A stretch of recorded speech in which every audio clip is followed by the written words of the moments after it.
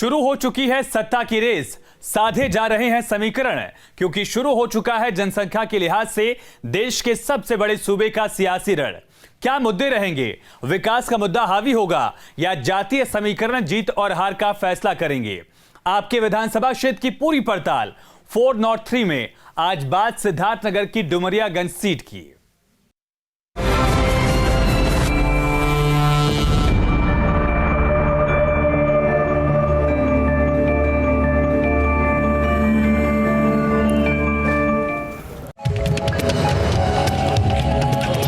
ऐसा कम ही होता है कि जीत हार का फैसला चंद वोटों से हो, लेकिन सिद्धार्थनगर की डुमरियागंज सीट उन विधानसभा क्षेत्रों में से एक है जिस पर 2017 में हुए विधानसभा चुनाव में जीत हार का फैसला महज 171 वोट का था। यहाँ से बीजेपी के राघवेंद्र सिंह विधायक हैं, जिन्हें 67,227 वोट मिले, जबकि निकटतम प्रतिद्वंदी बीएसपी की सैयदा खातून को 67,056 वोट मिले। डुमरियागंज क्षेत्र में मतदाताओं की संख्या करीब 3,94,322 है, जिनमें 2,15,209 पुरुष मतदाता हैं और 1,79,113 महिला मतदाता हैं। सिद्धार्थनगर की डुमरियागंज विधानसभा में कृषि आजीविका का मुख्य साधन है, लिहाजा अधिकतर समस्याएं भी कृषि से जुड़ी हुई हैं। 1% भी नहीं खुश हैं। ऐसे विधायक को स्वतः इस्तीफा दे करके अपने मठाधीश मंत्री योगी बाबा के साथ जाकर के मंदिर में पूजा अर्चन करना चाहिए। गन्ना किसान भुगतान में होने वाली देरी को लेकर सवाल उठाते हैं, तो सिंचाई व्यवस्था भी किसानों के लिए परेशानी का सबब है। दरअसल किसानों का कहना है कि डुमरियागंज क्षेत्र में पड़ने वाली नहरें अधिकतर सूखी रहती हैं, लिहाजा किसान समय पर सिंचाई नहीं कर पाते। माननीय विधायक जी ने कोई काम नहीं किया है, केवल डुमरियागंज में चौराहे पे गेट लगाने के अलावा। विधायक जी के कामों से मैं बहुत खुश हूँ, लेकिन थोड़ा सा अब ये सड़क का निर्माण हो जाता है यहाँ से वहाँ तक। तमाम मुद्दे मसलन शिक्षा, सड़क, स्वास्थ्य, बिजली और पानी के अलावा विधानसभा क्षेत्र में जातिगत समीकरण भी काफी मायने रखते हैं। विधानसभा क्षेत्र में ओबीसी वोटर्स करीब 29% हैं, मुस्लिम 31%, एससी वोटर्स 16%, ब्राह्मण मतदाता करीब 14% हैं। माना जाता है कि अब तक हुए चुनाव में जो भी दल इन जातीय समीकरणों को साधने में कामयाब हुआ है, जीत उसी की हुई है। और इस सीट पर अब तक 4 बार कांग्रेस और 4 बार बीजेपी ने कब्जा जमाया है। हालांकि 2022 में जनता किसे चुनती है, बड़ा सवाल है। डुमरियागंज से परवेज अहमद के साथ टी न्यूज स्टेट। डुमरियागंज से विधायक राघवेंद्र सिंह ने क्या काम कराए हैं, उनके दावे क्या हैं, पिछले 4.5 साल में उनकी उपलब्धियां क्या रही, सुनिए।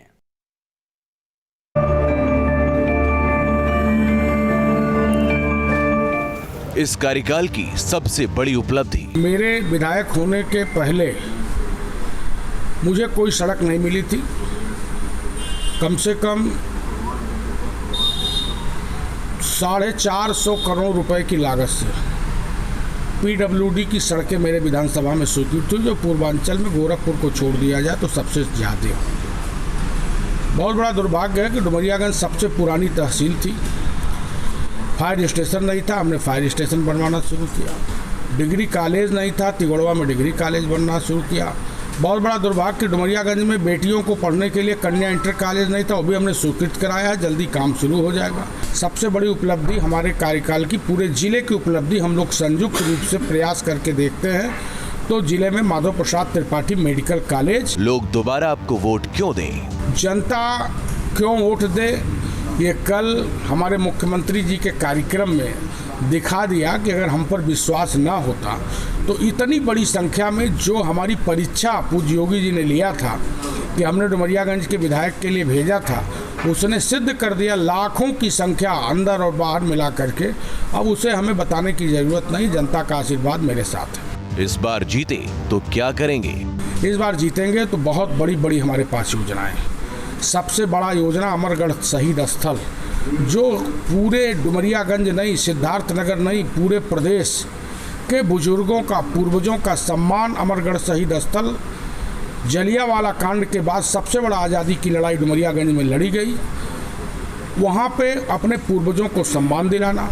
भगवान बुद्ध के स्तूप, जो प्रवास जलपान विश्राम का स्थल था, आमी नदी के उद्गम स्थल का उद्धार, भारत भारी को प्राचीन स्थान दिलाना। डुमरियागंज में ऐसे पौराणिक स्थल हैं जिसकी लोगों को यहाँ की जानकारी नहीं थी, ये सब में निकाल करके सारा विकास करके पूरे डुमरियागंज के लोगों को सम्मान दिलाने का काम करूँगा।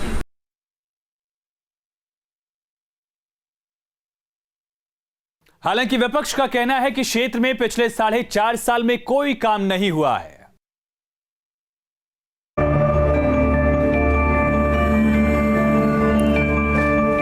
इस कार्यकाल में हुए विकास कार्यों को कैसे देखते हैं? विधायक डुमरियागंज ने डुमरियागंज विधानसभा में कुछ नहीं किया है। विधायक डुमरियागंज का केवल एक काम है, केवल और केवल सुबह से लेकर शाम तक वो दलाली में, उनके कार्यकर्ता दलाली में मदहोश हैं और दलाली करवाने में मदहोश हैं। चाहे तहसील हो, चाहे ब्लॉक हो, चाहे वो थाना हो, चाहे वो कचहरी हो, हर जगह से केवल दलाली करने का काम उन्होंने किया है। जनता आपकी पार्टी को वोट क्यों दे? हमारी पार्टी को जनता इसलिए वोट करेगी कि हमारी जब सरकार थी तो हमारे नेता आदरणीय अखिलेश यादव जी ने गरीबों के लिए अच्छी अच्छी योजना चलाई थी। आप लैपटॉप ले लीजिए, आप कन्या विद्याधन ले लीजिए, आप बढ़े बेटियां ले लीजिए, आप 500 रुपया समाजवादी पेंशन ले लीजिए, आप श्रवण यात्रा के नाम पे हिंदुओं को जहां हमारी सरकार ने यात्रा करवाने का, चारों धाम करवाने का काम किया था, वहीं हर जगह हमारी सरकार ने गरीबों के लिए काम किया है। आपकी पार्टी जीती तो क्या प्राथमिकता होगी? हमारी पार्टी जीती तो गरीबों के लिए अच्छी योजना चलेगी। जिस तरीके से पिछली बार हमारी सरकार ने गरीबों को 500 रुपया पेंशन देने का काम किया था, अब की बार आदरणीय अखिलेश यादव जी ने कहा है कि अब की बार उस पेंशन को हम 1500 रुपया करेंगे। हम 300 यूनिट फ्री बिजली करेंगे। 300 यूनिट फ्री बिजली यानी आप समझ रहे हैं, कोई गरीब आदमी 300 यूनिट जला नहीं सकता है। हम रोजगार, जो हमारे बेरोजगार साथी हैं, हम उनको रोजगार देने का काम करेंगे। जिसको हम रोजगार नहीं दे पाए, हम उनको बढ़िया भत्ता देने का काम करेंगे। अब देखिए कि विकास कार्यों और समस्याओं को लेकर पब्लिक का क्या कहना है।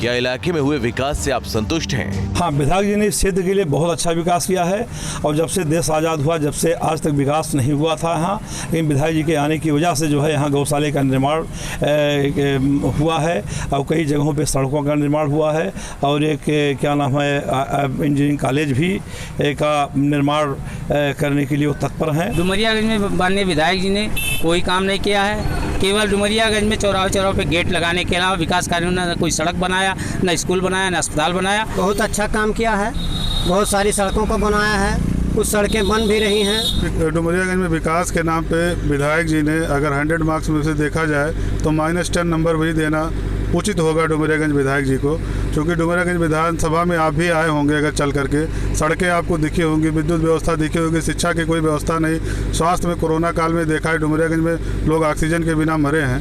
विधायक जी ने सिर्फ यहाँ गेट बनवाया, बाकी कोई काम नहीं किया है। क्या विधायक ने अपने सारे वादे पूरे किए? अच्छा काम किए हैं बाबू, सड़क का ऑर्डर दिया है, घर में आवास विकास दिन है 2-4 ठू 10 ठू 12 ठू, ऐसा बात नहीं है, काम बहुत कराइन है और उस सड़क बनवाओ कहे है, यह सड़क का ऑर्डर दिया है। डुमरियागंज में विकास के नाम पर सिर्फ धोखा हुआ है लोगों के साथ।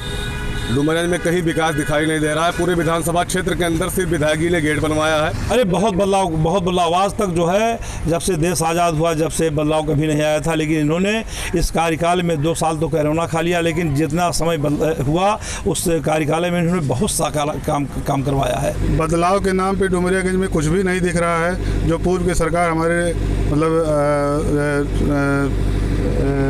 नेताजी लोगों ने किया था, उसी का नाम बदला गया है, सिर्फ बदलाव यही हुआ है और कुछ नहीं बदला। अरे 80-90% बदलाव हो चुका है, समझिए पूरा बदलाव हो चुका है। डुमरियागंज में शांति है। डुमरियागंज में स्थानीय समस्याएं क्या हैं? मूलभूत समस्याएं हैं बेरोजगारी, महंगाई, बेरोजगारी और चारों तरफ से जो इसमें बाढ़ आपदा हमारे डुमरियागंज क्षेत्र में आई, आज के डेट में पानी सूख गया है, सलन और गलन हो करके उसमें तमाम बैक्टीरिया पैदा होंगे, जिससे आने वाले दिनों में महामारी उत्पन्न होने का खतरा है। स्थानीय समस्याएं तो अब बहुत समाधान हो गया है।